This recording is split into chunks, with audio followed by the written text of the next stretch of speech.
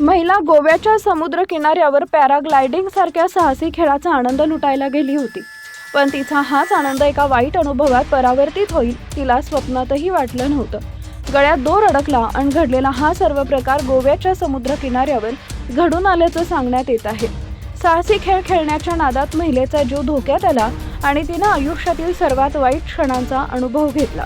व्हिडिओत दिसते की पाण्याच्या मधोमध बोटला रशी बांधून महिला पॅराग्लायडिंगची मजा लुटत आहे, पण काही क्षणातच परिस्थिती बिघडते आणि ती हवेत उडण्याऐवजी पाण्यात डुबू लागते।